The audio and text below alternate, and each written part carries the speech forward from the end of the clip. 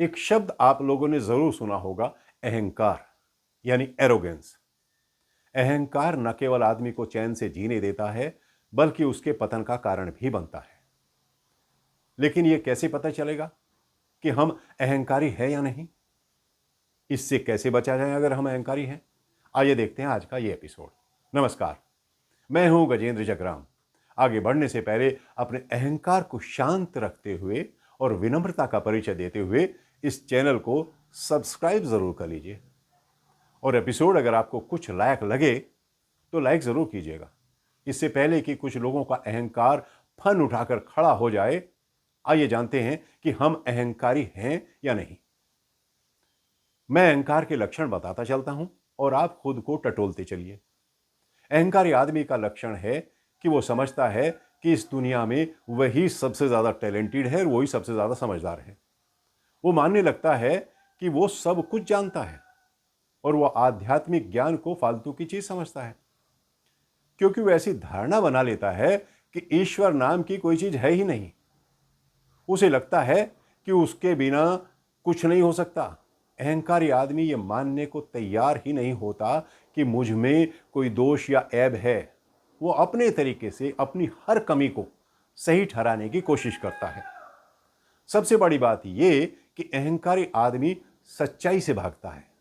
वो खुद को हमेशा सुपीरियर यानी दूसरों से बेहतर मानता है।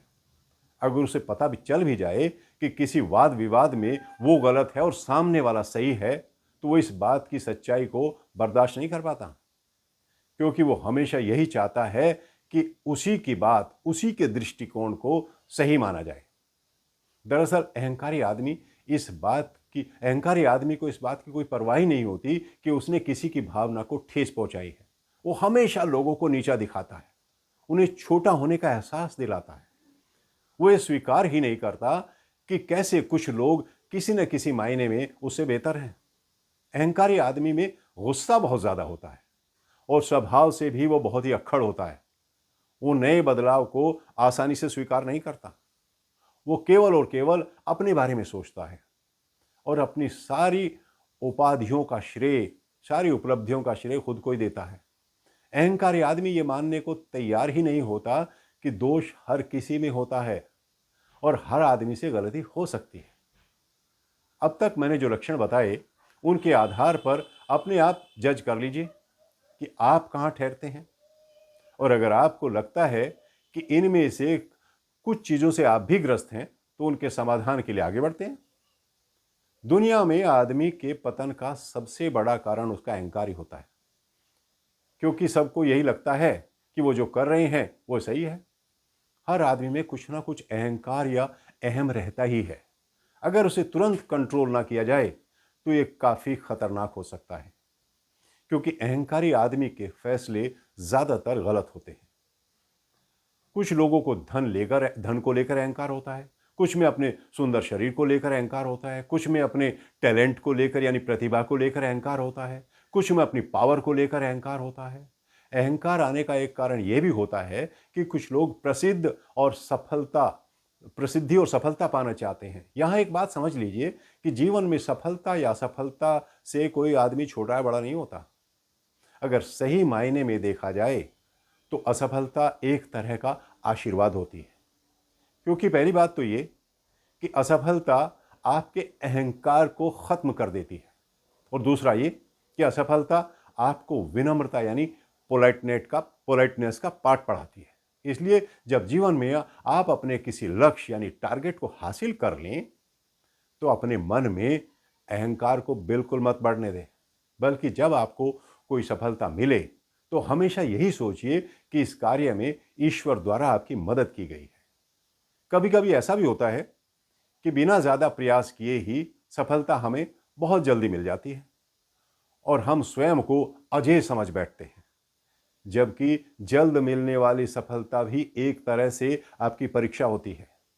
इसलिए सफलता की सीढ़ियां चढ़ने के लिए धीरे धीरे निरंतर कदम बढ़ाने चाहिए, और जब ईश्वर की कृपा से आपको सफलता मिल जाती है तो उस सफलता का उपयोग मानवता की भलाई के लिए करें और हमेशा अपने आप को ये याद दिलाते रहें कि हम मनुष्य हैं और हमारा जीवन पल भर में बदल सकता है। चलिए, इसीलिए आपको महान समझने के बजाय हमारे अंदर कृतज्ञता यानी ग्रेटिट्यूड, थैंकफुलनेस का भाव होना चाहिए। अब जानते हैं कि अहंकार कितना हानिकारक हो सकता है। पहली बात तो ये कि आपका अहंकार किसी दूसरे की बात आपको सुनने ही नहीं देता। आप बस अपनी ही सोच को सही मान लेते हैं और दूसरों के साथ दुर्व्यवहार करने के कारण आप अपने शत्रु पैदा कर लेते हैं, क्योंकि उस वक्त तो आपका अहम आपसे कहेगा मुझे इसकी कोई परवाह नहीं, पर बाद में आपको इसका पछतावा होता है। लेकिन फिर तो वही बात होती है भैया, अब पछताए होत क्या जब चिड़िया चुग गई खेत। दरअसल अहंकारी आदमी अपने आप को ही श्रेष्ठ मानता है, इसलिए उसके हेल्दी रिलेशन यानी स्वस्थ संबंध कभी नहीं बन पाते।